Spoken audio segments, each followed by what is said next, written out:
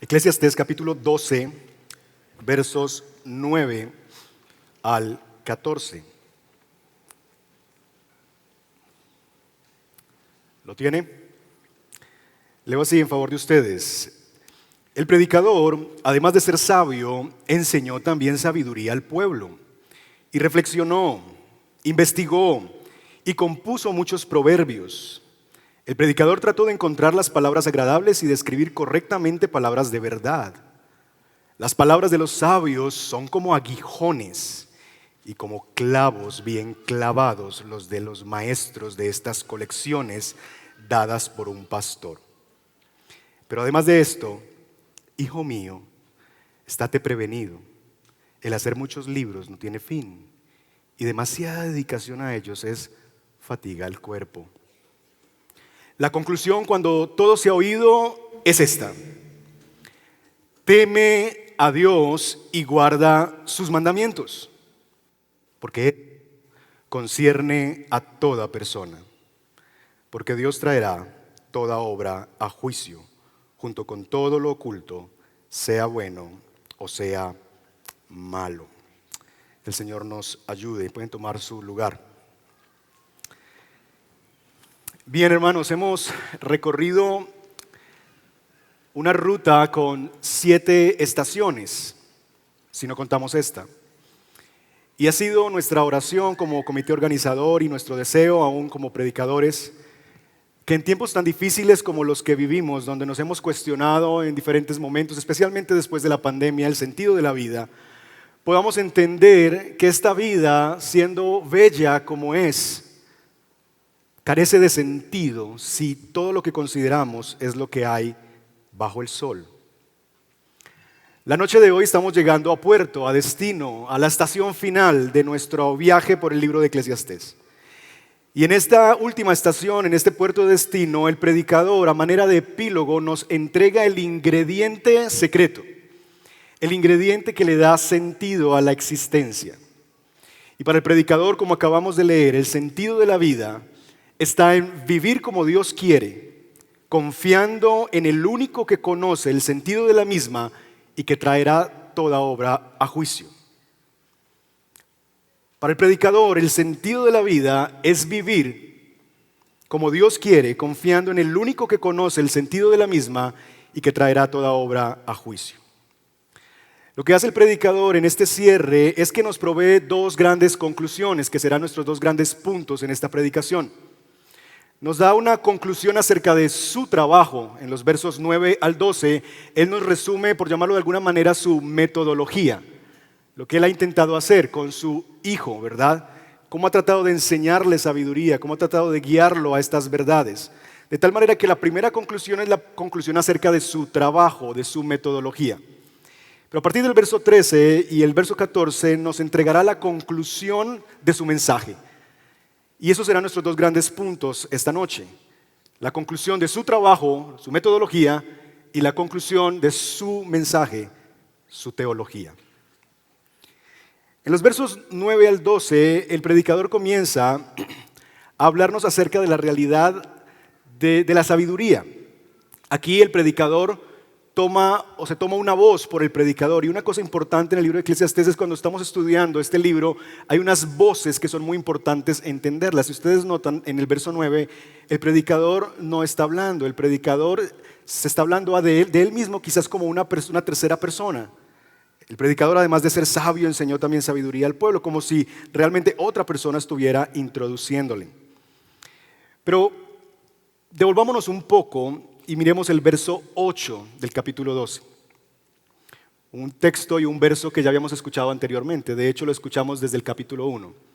Vanidad de vanidades, dice el predicador, todo es vanidad. De tal manera que el verso 8 funciona de una u otra manera como una tapa de cierre a su mensaje. En capítulo 1, verso 2, inició con esta declaración. Inició su mensaje diciéndonos: vanidad de vanidades, todo es vanidad. Y cierra su mensaje en capítulo 12, verso 8, diciéndonos: vanidad de vanidades, todo es vanidad. De tal manera que este libro, pudiéramos decirlo que es como un gran sándwich, una gran inclusión. Comienza con vanidad, termina con vanidad. Cuando leímos esta declaración el día de ayer en la mañana, en el verso 2 del capítulo 1, quizás imaginábamos que esta es ese tipo de historias que comienza con un cuadro horrible, oscuro y que nos va a conducir a un felices por siempre. Pero no es así. Termina con la misma idea. Todo es vanidad. Como los otros hermanos que han predicado han mencionado, la palabra que se traduce como vanidad es una palabra que es muy difícil de traducir. Algunas versiones hablan de absurdo. La Nueva Biblia de las Américas pone vanidad, la palabra hebel en el hebreo, que en realidad más que una palabra que podamos traducir, deberíamos entenderla como una metáfora con múltiples sentidos. Hebel es como neblina, hebel es como viento, hebel es como algo efímero. Entonces, realmente lo que nos ha tratado de describir el predicador durante todo su libro es esta realidad de la futilidad de la vida en un mundo caído. Ahora usted puede decir, pastor, pero ese no es el cierre son el verso 14.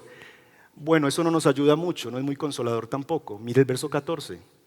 Porque Dios traerá toda obra a juicio, junto con todo lo oculto, sea bueno o sea malo. Eso no lo hace más alentador. El libro no termina como nosotros esperaríamos que se cierre una gran historia, con un felices por siempre, con una nota altísima de la gracia de Dios. Y es que algo que entendemos cuando consideramos el trabajo del predicador y su método es que el trabajo del predicador no se trató de ayudarnos a encontrar el sentido de la vida. Él no quiere, a través de su trabajo de investigación, de exploración y demás, ayudarnos a encontrar el sentido de la vida. Más bien, mostrarnos que si buscamos el sentido de la vida solamente en lo que hay bajo el sol, no lo vamos a encontrar porque no lo tiene. En el capítulo 1 nos ha dicho que no está en el saber. En el capítulo 2 nos ha dicho que no está en el placer. En el capítulo 2, verso 8 nos ha dicho que no está en el palacio. Y en el capítulo 5 tampoco en el templo. No está en la pobreza, capítulo 4, versos 1 y 2, pero tampoco en la riqueza, capítulo 5, verso 10. No está en el ocio, pero tampoco en el trabajo. No está en la juventud, pero tampoco en la vejez. Ahora, podemos preguntarnos si al final el predicador nos iba a decir lo mismo que al comienzo. ¿Para qué le dio tantas vueltas? Nos hubiera ahorrado 2 días de conferencia. Quizás el asunto es que el predicador nos está diciendo lo mismo que al comienzo, pero nosotros ya no somos los mismos. Su metodología y su mensaje nos ha cambiado. Así que lo primero que Él nos muestra es cómo su metodología ha sido transformadora para nosotros. Versos 9 al verso 12 nos describe precisamente eso. Se nos dice que su trabajo consistió en investigación documental. Enseñó sabiduría al pueblo, reflexionó, investigó, compuso muchos proverbios. Hay investigación documental, Él reflexiona, Él investiga. Hay un trabajo expositivo, Él es el predicador, ha expuesto lo que ha aprendido. Enseñó al pueblo muchísimos proverbios, pero también ha hecho trabajo de campo. Y esto es muy importante porque para muchos de nosotros, sobre todo en el mundo en el que vivimos, no tenemos mucha credibilidad sobre las personas que saben mucho. Más en esta época posmoderna. En la antigüedad, en el pueblo, el abogado, el médico y el cura eran los personajes más importantes. Por el título y porque eran las personas más inteligentes que habían en el pueblo. Pero en esta sociedad no se valora tanto esa investigación documental, alguien que haya estudiado mucho y que haya entrado a la profundidad de la sabiduría humana y de los textos y trabajo investigativo, sino que quisiéramos alguien que haya pasado por ahí, alguien que sepa qué se siente eso. Y el predicador no solamente ha sido un maestro que aprendió en los libros, sino que él también se pone en una posición de aprendizaje experimental. Él probó todas estas cosas, me entregué a ellas, realicé obras y cosas como esas nos ha dicho en su mensaje. Así que él también es aquel que nos enseña por la experiencia. Y ese conocimiento adquirido tanto en la investigación documental, en su trabajo expositivo y en su propia experimentación de todas estas verdades, lo puso en palabras adecuadas, nos dice el texto. El predicador no solamente se ha preocupado por dejarnos un claro mensaje, sino que se ha preocupado por la forma en la que nos ha entregado ese mensaje. Porque como buen maestro, él sabe que las palabras o enriquecen o empobrecen tu mensaje. Por eso el verso 10 nos dice que procuró también hallar las palabras agradables y escribir correctamente las palabras de verdad. ¿Por qué? ¿Por qué la preocupación en las palabras? Porque esto es lo que son las palabras para nuestros corazones. Verso 11. Las palabras de los sabios son como aguijones, como clavos bien clavados, las de los maestros. Se nos refiere esta analogía de las palabras de los sabios, que son como clavos, como aguijones que se nos clavan en el corazón.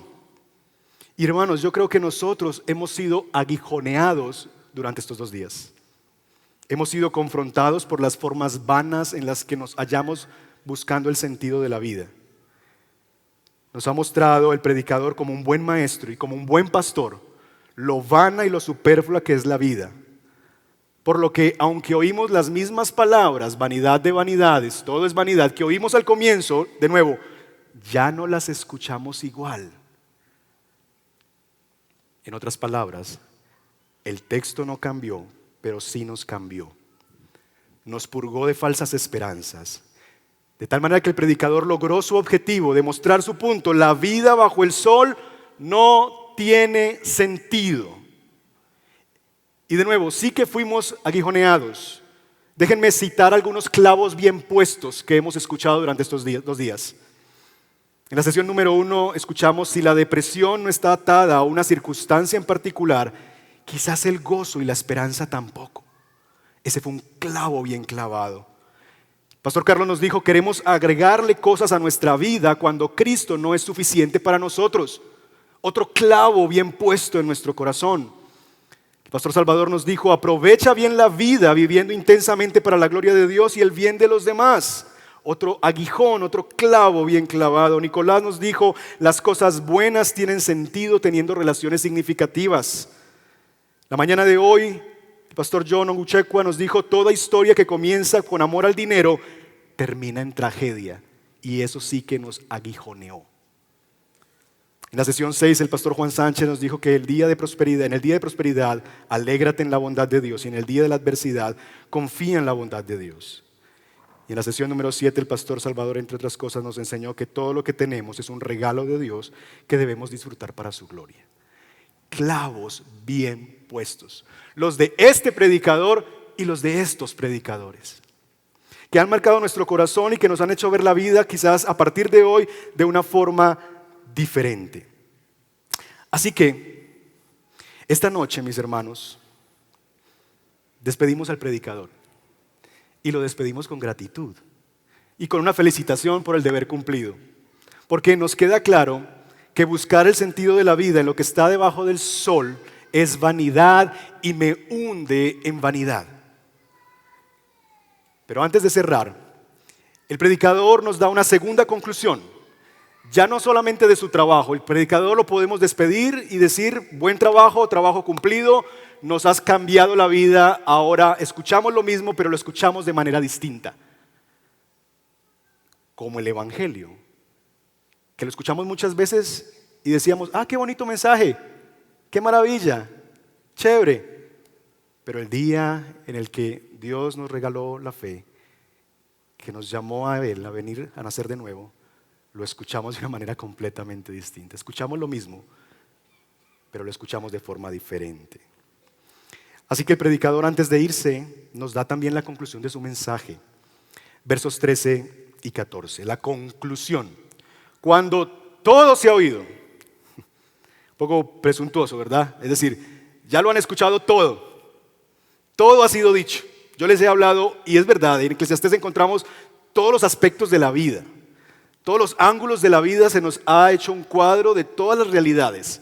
Piensa en todas ellas: placer, conocimiento, riqueza, pobreza, juventud, vejez, muerte, vida, soledad. Disfruta con la mujer que Dios te ha dado. todos los aspectos de la vida, todo se ha dicho.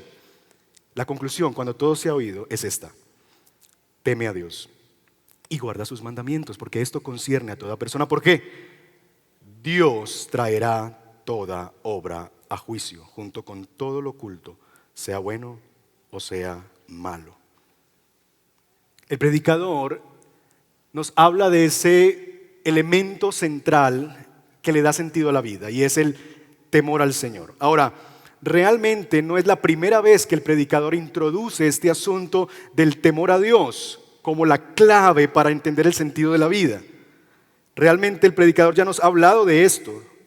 Nos lo presentó en el capítulo 3, verso 14, cuando nos invitó a temer a Dios por su obra soberana. En el capítulo 5, verso 7, cuando nos habló de la vanidad de las palabrerías, cuando nos dice: dejen tanta carreta en el templo y teman a Dios. En el capítulo 7, verso 18, y en el capítulo 8, verso 12, cuando nos dice que temer a Dios nos hace bien, el que teme a Dios le va bien. Así que no es la primera vez, no es una conclusión aislada, es una conclusión que nos ha puesto como clavitos que se van clavando a lo largo del libro con la misma verdad: teme a Dios, teme a Dios, teme a Dios, teme a Dios. Y aquí, en su último teme a Dios, nos apunta por encima del sol y nos da una razón que no tiene que ver con las cosas de esta tierra, sino que tiene que ver con lo que está por encima de él. Teme a Dios porque serás juzgado por él. Hazlo porque hay más por encima del sol. Y de nuevo, yo quisiera terminar esta noche con una nota más de gracia, ¿verdad? Pero el texto termina con juicio. Ahora, es interesante, mis hermanos, porque este elemento del juicio ya ha sido introducido al final del capítulo 11. Miren conmigo el verso 9 del capítulo 11. Allí, en el capítulo 11, verso 9, a la parte final, dice: pero debes saber que por todas estas cosas Dios te traerá a juicio. Entonces, el predicador está cerrando su mensaje y lo que nos quiere recordar es el juicio. Ahora, el juicio en el capítulo 11, verso 9, está vinculado como una advertencia de la alegría. Sí, gózate, sí, disfruta, como Salvador nos estimulaba a disfrutar lo que Dios nos ha dado. Sí, alégrate, joven, en tu juventud, tome placer tu corazón. Pero hay una advertencia: teme a Dios. Así que en el capítulo 11, verso 9, el juicio está vinculado como una advertencia de la alegría. En el capítulo 12, verso 14, el juicio está vinculado como una razón por la que deberíamos temer. Ahora, alegría y temor, y esas cosas nos parecen como contradictorias, como que son dos cosas. ¿Cómo va a estar el juicio relacionado con la alegría y con el temor? Alegría y temor nos parece contradictorio, pero no lo es. Porque el punto del predicador es que la única manera de tener real alegría es si tememos a Dios.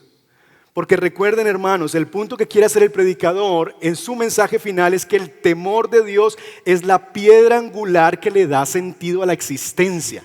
Solamente vas a poder vivir realmente en alegría si temes a Dios.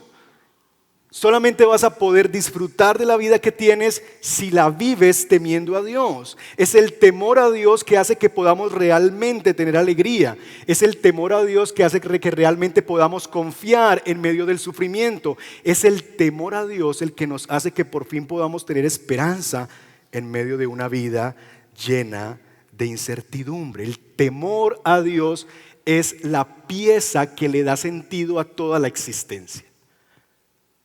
Vive todas las áreas de tu vida, gózate, alégrate, todo lo que la vida trae: sufrimiento, alegría, incertidumbre, todo lo que el predicador nos ha presentado. Eso no lo podemos evitar porque todo tiene su tiempo. Hay tiempo para la alegría, hay tiempo para la incertidumbre, hay tiempo para el sufrimiento. ¿Quieres encontrarle sentido a todos esos momentos y sabores de la vida? Teme a Dios, pon el temor a Dios por delante, porque solamente eso va a poderte acompañar en esas estaciones de la vida y darle sentido a la misma. Entonces, si queremos vivir en este mundo, deberíamos entonces entender ¿qué realmente es el temor al Señor? Porque si ese es el factor determinante para vivir una vida con sentido, entonces, ¿qué es temer a Dios? Bueno, temer a Dios en primer lugar es la conclusión de todo discurso, es lo que nos dice el predicador en el verso 13. La conclusión cuando todo se ha oído es esta. ¿Qué es el temor a Dios? La conclusión de todo discurso. Ahora, es inevitable leer esta conclusión del libro de Eclesiastés sin recordar las palabras del mismo predicador abriendo el libro de Proverbios. Cuando nos dijo al comienzo del libro de Proverbios, el principio de la sabiduría es el temor del Señor. En el libro de Proverbios, el temor del Señor es el principio de la sabiduría. En Eclesiastés es la conclusión de todo, es el fin de todo asunto. Proverbios es un libro para aprender por consejos. Así que en los Proverbios el predicador le ha dicho a su hijo, si quieres ser sabio en la vida, hijo, comienza con el temor a Dios. Pero si no lo haces, te tengo Eclesiastés. Para que después de todos los golpes que te tengas que dar en la vida, llegues a capítulo 12, verso 13, a decir lo mismo que pudiste haber dicho en capítulo 1 del libro de Proverbios. Porque al final del día, todo se trata de temer a Dios. Es que seamos honestos, mis hermanos, hay dos maneras de aprender en la vida, de aprender a temer a Dios. O por consejos, o dándose golpes contra el aguijón. O déjame decirlo de otra manera. Piensa por un momento en esto. Yo hice ese juego mental tratando de entender cómo funcionan estos dos libros, Eclesiastés y Proverbios, y los eruditos dicen muchas cosas, pero esta es la forma en la que lo puedo entender mejor.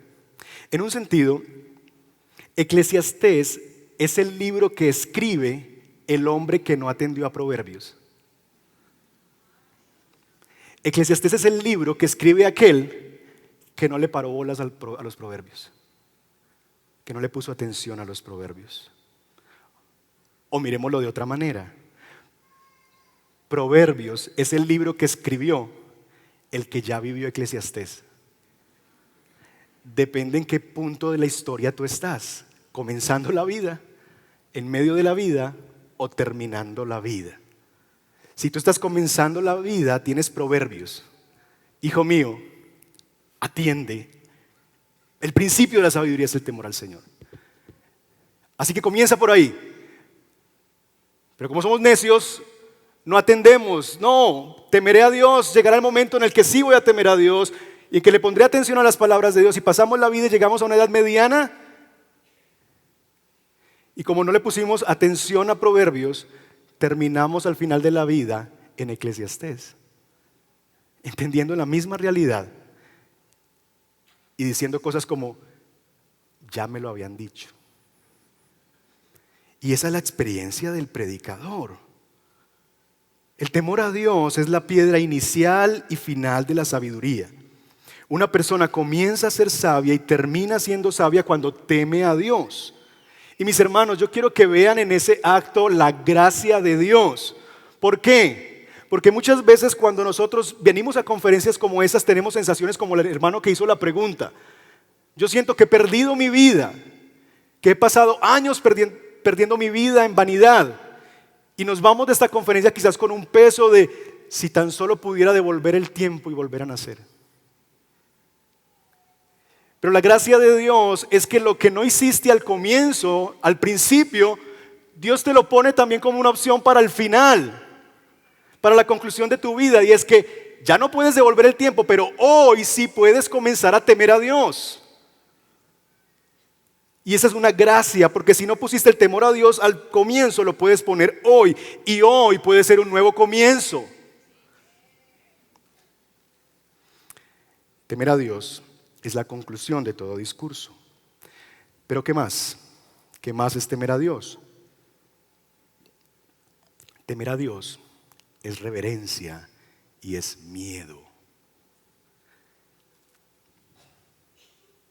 Hay por lo menos dos asuntos cuando uno estudia este asunto del temor de Dios en la Escritura que deberíamos considerar. El primero es que temer a Dios es sentir un respeto profundo y una reverencia cuando sabemos delante de quién estamos, de un Dios santo. Temer a Dios es ser conscientes de su persona.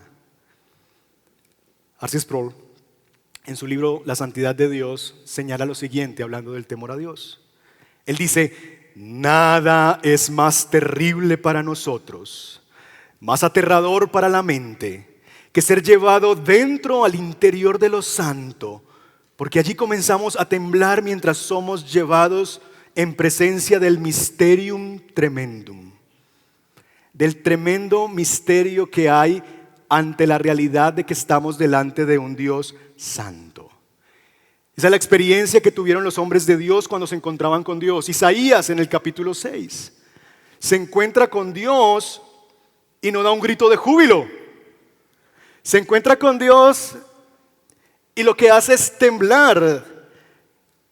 Dice así en Isaías capítulo 6: en el año de la muerte del rey Usías vi yo al Señor sentado en el trono alto y sublime, y la orla de su manto llenaba el templo. Por encima de él había serafines, cada uno de ellos tenía 6 alas, con 2 cubrían sus rostros, con 2 sus pies, y con 2 volaban, y el uno al otro daban voces diciendo: santo, santo, santo es el Señor de los ejércitos, llena está la tierra de su gloria. Y se estremecieron los cimientos de los umbrales a la voz que clamaba, y la casa se llenó de humo. Y entonces dije: ¡ay de mí! Porque estoy perdido, pues soy hombre de labios inmundos, y en medio de un pueblo de labios inmundos habito, porque mis ojos han visto al Rey, al Señor de los ejércitos. La experiencia de Isaías cuando se encuentra delante del Santo es terror, es miedo. Pero somos tan ligeros cuando nos encontramos con Dios. Quien en realidad conoce a Dios le teme. Pero temer a Dios no solamente es ese temor de estar delante del mysterium tremendum, del santo, del infinitamente otro, sino también el temor a Dios involucra un miedo cuando pensamos en la posibilidad de quebrantar sus mandamientos. Por eso el predicador acompaña el temor a Dios con ¿qué significa eso? Entonces dice: teme a Dios y guarda sus mandamientos. Es por esa razón que el apóstol Pablo nos dice en la segunda carta a los Corintios, capítulo 7, verso 1: por tanto, amados, teniendo estas promesas, limpiémonos de toda inmundicia de la carne y del espíritu, perfeccionando la santidad en el temor del Señor. Nuestra santidad es perfeccionada cuando nos limpiamos, teniendo en nuestra mente que vivimos delante de Dios, coram Deo, que vivimos en la presencia de Dios. Nuestra santidad es perfeccionada cuando vivimos que estamos delante de Dios santo. Nos hacemos más santos cuando entendemos más la santidad de Dios. Y es que, hermanos, debemos temer al considerar lo serio que es la ira de Dios por los pecados. Ver a Jesús en la cruz recibiendo en su cuerpo el castigo que merecíamos nosotros por nuestros pecados. Ver a Jesús en la cruz recibiendo el castigo por nuestros pecados nos debería llevar a temblar. Porque si así castigó Dios a su Hijo por causa del pecado,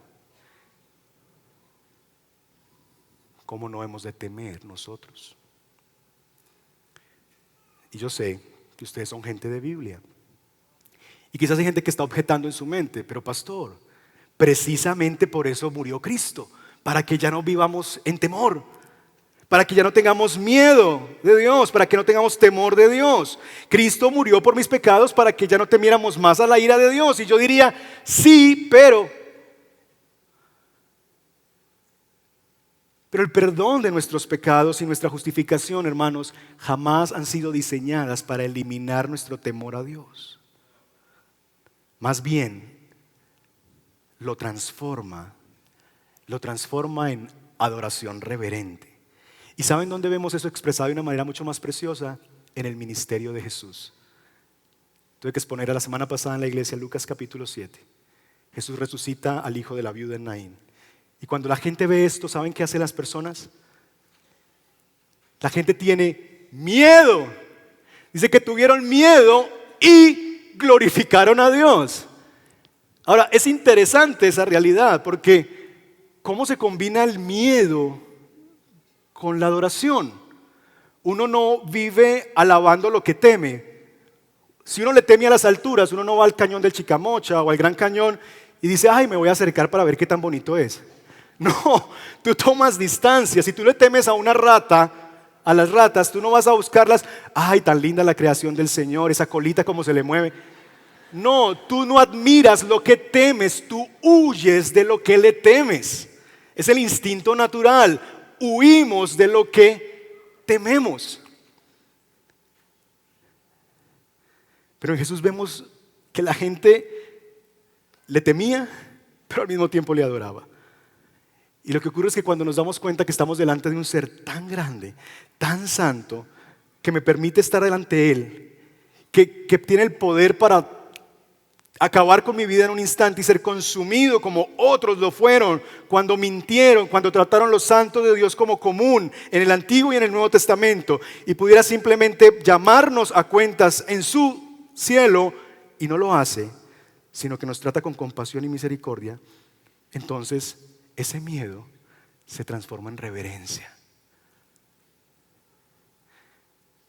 como la que sentía Lucy en las Crónicas de Narnia, cuando le pregunta y tiene esta conversación con el Señor y la señora Castora, y ella le están hablando del rey y le dicen que el rey es un león, y entonces Lucy dice, ¿un león?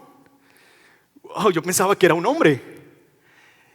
Y pregunta, ¿y es peligroso? Porque me aterra la idea de encontrarme delante de un león. Es decir, yo le puedo hablar a un rey, a un hombre, pero a un león, ¿es peligroso?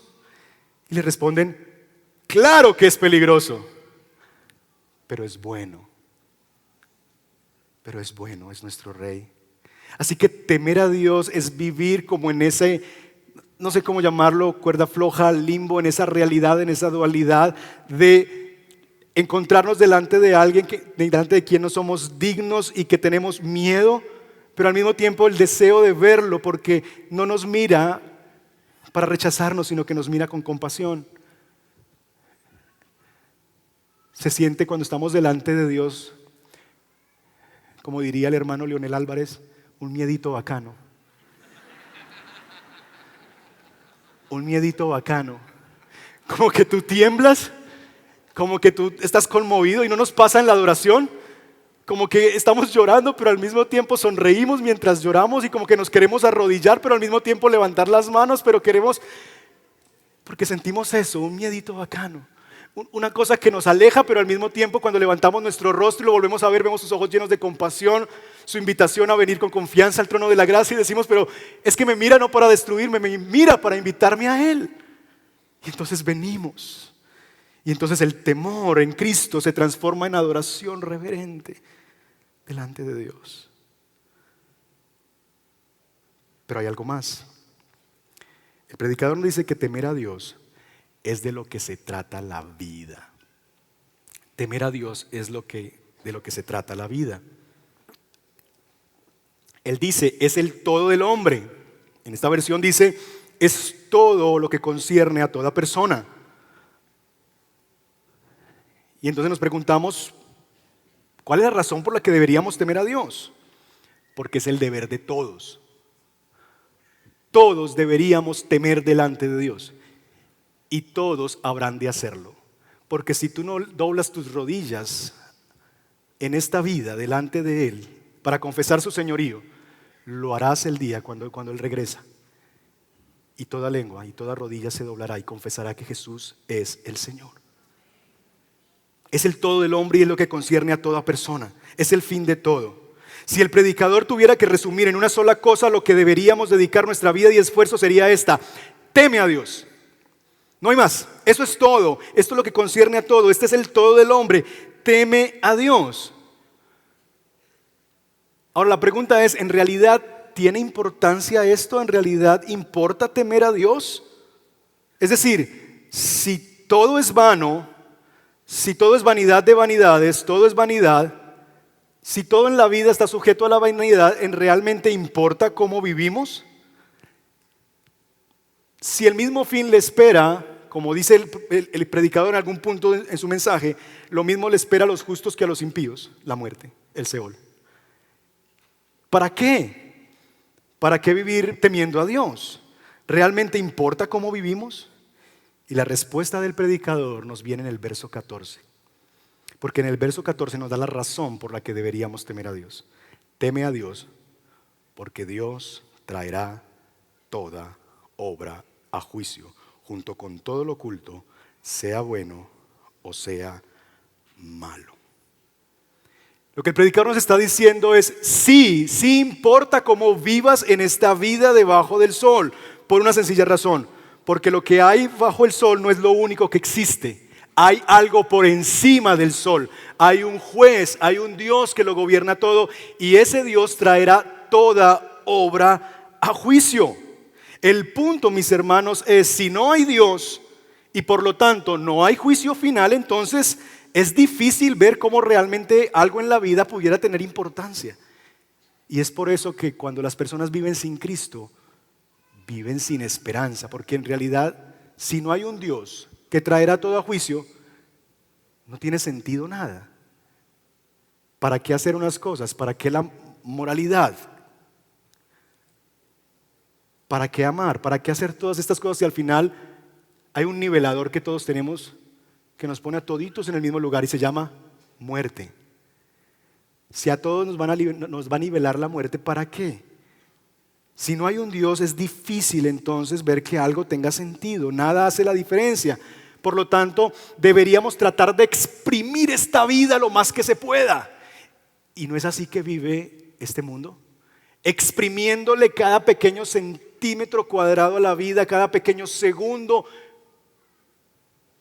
porque lo único que hay es esto. Entonces comamos y bebamos que mañana moriremos. Vive la vida loca, disfruta porque tú tienes tu vida es hoy. Haz todo lo que tu corazón te indique, vive de la manera que quiere porque mañana no sabrás. Claro, si no hay Dios y si no hay un juicio, tú tienes que vivir como si no hubiese un mañana. Y tratar de aprovecharte de los demás, escalar por encima de otros, porque lo único que hay es lo que puedes palpar, ver. Pero si hay un Dios que juzgará al mundo, entonces todo importa. Todo tiene importancia. Y esa es la conclusión del predicador. La conclusión es que ya que hay un Dios que va a juzgar a los hombres, lo que hagas bajo el sol importa eternamente. Lo que vivas bajo el sol determinará tu vida más allá del sol. Si te arrepentiste de tus pecados, si pusiste tu confianza en Jesús, si viviste con Dios en el centro, eso hará todo el sentido. La vida solo tiene sentido cuando se ve por encima del sol, es lo que está diciendo el predicador. La vida solamente tendrá sentido cuando tú pones tu mirada por encima del sol, solo cuando se considera a Dios en la ecuación, porque es Dios y su juicio que le da sentido a todo lo que hacemos bajo el sol. Teme a Dios porque Dios juzgará. Es tener delante de Dios, vivir coram Deo, nos va a hacer vivir timor domini, es decir, estar delante del rostro de Dios nos va a ayudar a vivir en temor de Dios, porque algún día estaremos delante de Él. El temor a Dios le da sentido a la vida y hace que por fin todo tenga importancia. Y hermanos, Eclesiastés no termina con una promesa de gracia, sino con una advertencia de juicio. Yo no escribí el libro, así termina. Las últimas palabras, Dios traerá toda obra a juicio, junto con todo lo oculto, sea bueno o sea malo. Así termina. Una nota o una advertencia de juicio. Y yo te pregunto, ¿cuál será el veredicto? ¿Cuál será el veredicto sobre ti y sobre mí? El texto dice que Dios traerá toda obra a juicio. ¿Cómo son tus obras? ¿Son justas? ¿Son perfectas? quizás tú puedes decir, sí, pastor, yo soy inmaculado. Bueno, pero el predicador nos dice no solamente que lo que los hombres pueden ver, es decir, las obras que pueden ser juzgadas por lo que se ve, sino que también nos traerá aún lo que no se ve a juicio, junto con todo lo oculto. Imagínense que en esta pantalla gigante salieran todos los pensamientos en video que tú tuviste en las últimas 48 horas. Lo que pensaste del predicador cuando estaba ahí hablando, del tallerista, de la persona que te robó la silla, de qué es considerado cuando pasó por ahí, de quién se cree este, quién se cree aquella. ¿Se imaginan? Que todo lo que ocultamos saliera a la luz. No, de una u otra manera es la realidad, ¿verdad? Que si nosotros somos honestos, el veredicto sobre ti y sobre mí es culpable. Y lo sabemos, lo sabemos. Entonces, tenemos una pregunta y es, ¿cómo podemos entonces ser declarados justos? Bueno, el predicador nos ha dicho en el verso 13, ¿cómo? Teme a Dios y guarda sus mandamientos porque esto concierne a toda persona. Y entonces nos volvemos y decimos, pues yo no soy capaz de hacer eso completamente. Tampoco, soy culpable. Entonces nos volvemos a preguntar, ¿habrá alguna manera de ser declarados justos delante de Dios en aquel día? Y entonces nosotros sabemos la respuesta. Y es sí, la hay. Y es una sola. La única manera de estar seguro de ese día en el juicio es confiar nuestras vidas a Jesucristo, quien es el único que tiene el poder para salvarnos de la ira de Dios. ¿Y saben cómo lo hizo posible? Lo hizo posible cuando hace más de 2000 años se encarnó y vino a este mundo y habitó entre nosotros. Vino a este mundo lleno de vanidad. A este mundo cargado de la vanidad vino el Salvador. Y como nosotros sufrió la injusticia que el predicador nos ha presentado. Y sufrió la vanidad y sufrió los absurdos de la vida donde el justo es condenado por los injustos. Y vivió todos los absurdos que usted quiera pensar. Él los vivió porque se sometió a esta vida en la carne. Pero Jesús hizo más.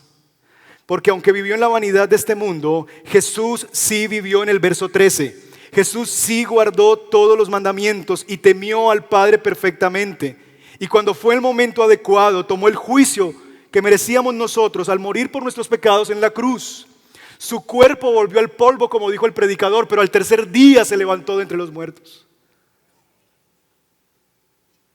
Y ese mismo Jesús que se levantó de entre los muertos vendrá de nuevo.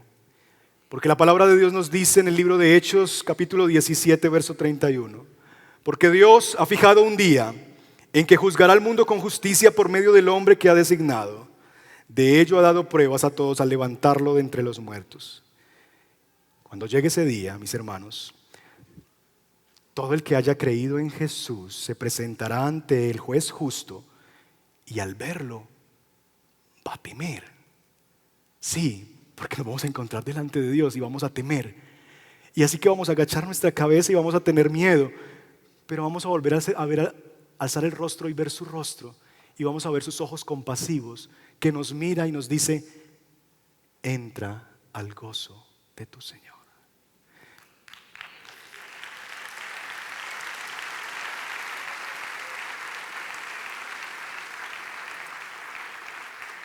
Entonces entendemos que su victoria es la única que nos puede salvar de la vanidad de esta vida. Y alabado sea Dios por eso. Hermanos, ¿de qué se trata la vida? ¿Cuál es el sentido de la vida? Muy sencillo. Teme a Dios y guarda sus mandamientos. Porque eso es lo que le da sentido a la vida. ¿Por qué? Porque solo cuando tenemos temor de Dios podemos realmente disfrutar los placeres que nos han sido concedidos sin que nos esclavicen. Solo cuando tú vives con temor de Dios puedes en realidad comenzar a disfrutar la vida. Porque cuando no tienes temor a Dios, los placeres que se te conceden te esclavizan, te dominan. Solo cuando tememos a Dios podemos preservar en medio de los dolores permitidos por Dios sin desmayar.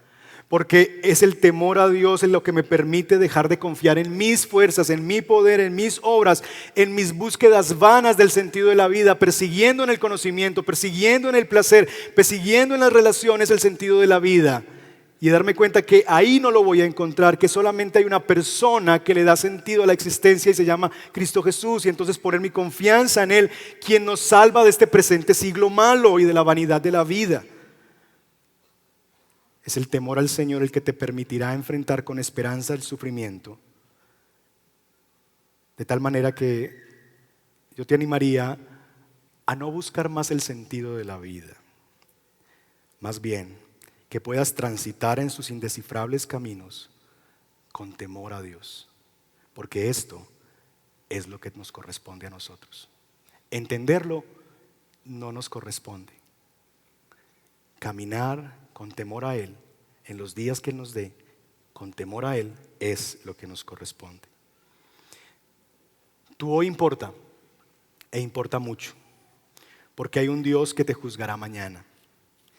Y gracias a Dios por Jesucristo, nuestra justicia y nuestra redención. Por Él y solo por Él podemos vivir una vida con significado en este mundo vano, mientras aguardamos el día en que la vanidad va a terminar. Ustedes van a salir de aquí esta noche. Y yo sé que mientras uno está en una conferencia como esta, uno está divinamente entusiasmado. Uno está como que se quiere comer el mundo y bendito sea el Señor y mañana todos van a ir a la iglesia. Y estamos saliendo, mejor dicho, en un punto de regocijo y de sí, así es, y qué belleza la palabra de Dios y maravilloso Dios y glorioso el Señor. Pero llegará el lunes y volverás a enfrentar los absurdos de la vida. Volverás a ir a ese trabajo, a esa oficina. Volverás a vivir, enfrentar la realidad de levantarte a las 4 de la mañana para hacer el desayuno a tu hijo, llevarle la coca e irse y recibirlo a las 6 de la tarde, y el ciclo de cada semana que tú te preguntas, ¿qué sentido tiene esto? Llegará el lunes. Y mientras vivamos en este mundo, mis hermanos, vamos a tener que vivir en medio de la vanidad de este mundo y de lo absurdo de este mundo. No va a terminar porque este mundo está sujeto a vanidad, dice Romanos 8:20. Dios ha sujetado todo a vanidad con una sola razón: curarnos de las esperanzas de este mundo y poner nuestra mirada en lo que está por encima del sol. Y quizás cuando llegue el lunes, tú te vas a hacer la misma pregunta que se hicieron los santos en Apocalipsis 6. Ve a Apocalipsis 6, por favor, y con eso terminamos.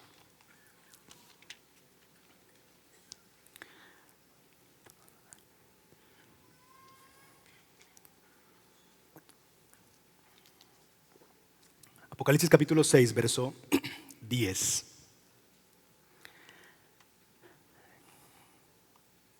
Vamos a leer desde el verso 9. Dice: cuando el Cordero abrió el quinto sello, vi debajo del altar las almas de los que habían sido muertos a causa de la palabra de Dios y del testimonio que habían mantenido. ¿Y qué decían? Clamaban a gran voz. ¿Qué clamaban? ¿No ese es el clamor que nos acompaña a nosotros en momentos en la vida? ¿Hasta cuándo? Y yo quisiera decirles, como buen predicador de la prosperidad y de motivación, ¡hasta hoy, hermanos! Pero no, porque aún en tiempos apocalípticos, aún delante del Señor, ellos están preguntando, ¿hasta cuándo? Estamos en Apocalipsis 6 y todavía en Apocalipsis 6 los santos de Dios están preguntando, ¿hasta cuándo? ¿Hasta cuándo? ¿Hasta cuándo? ¿Hasta cuándo qué? ¿Hasta cuándo esperarás para qué? Juzgar. ¿Lo ven? El juicio de Dios le da sentido, es lo que nos falta en un sentido en la ecuación, pero al mismo tiempo es lo que nos condena. ¿Hasta cuándo, oh Señor santo y verdadero, esperarás para juzgar y vengar nuestra sangre de los que moran en la tierra? ¿Hasta cuándo? ¿Hasta cuándo? Y es que, hermanos, como dijo Tim Keller, el cristianismo no pretende tener todas las respuestas para los absurdos de la vida, para el sufrimiento en la vida. Nos equivocamos cuando pensamos que el cristianismo tiene una respuesta exacta para cada sinsentido, para cada absurdo de la vida. Todas las cosas ayudan a bien. Sí, pero no podemos entenderlo todo. Es indescifrable. Sus caminos son indescifrables para nosotros. Solo Él tiene el cuadro completo, el tapiz completo. Entonces vamos a transitar en esta realidad. Pero Keller dice, el cristianismo no pretende tener la respuesta a cada uno de los sufrimientos, de los sinsentidos de la vida. Pero lo que el cristianismo sí tiene es una respuesta final al sufrimiento y a la vanidad de la vida. Y ese hasta cuándo no tiene la última palabra, mis hermanos. Esa pregunta no cierra el libro. Mire conmigo capítulo 7, verso 11. Todos los ángeles estaban de pie alrededor del trono y alrededor de los ancianos y de los 4 seres vivientes. Estos cayeron sobre sus rostros delante del trono y adoraron a Dios. De nuevo, temor reverente, adoración, diciendo amén. La bendición, la gloria, la sabiduría, la acción de gracias, el honor, el poder y la fortaleza sean a nuestro Dios por los siglos de los siglos. Amén. Uno de los ancianos habló diciéndome: estos que están con vestiduras blancas, los mismos que estaban en el capítulo 6, estos que están con vestiduras blancas, ¿quiénes son? ¿Y de dónde han venido? Estos que se están preguntando ¿hasta cuándo? Y le respondí: Señor mío, usted lo sabe. Y él me dijo: estos son los que vienen de la gran tribulación y han lavado sus vestiduras y las han emblanquecido en la sangre del Cordero. Por eso están delante del trono de Dios y le sirven de día y de noche en su templo, y aquel que está sentado en el trono extenderá su tabernáculo sobre ellos. Y este es el final de la historia. Ya no tendrán hambre, ni sed, ni el sol les hará daño, ni ningún calor abrasador, pues el Cordero que está en medio del trono los pastoreará y los guiará a manantiales de agua de vida, y Dios enjugará toda lágrima de sus ojos. Así termina nuestra historia.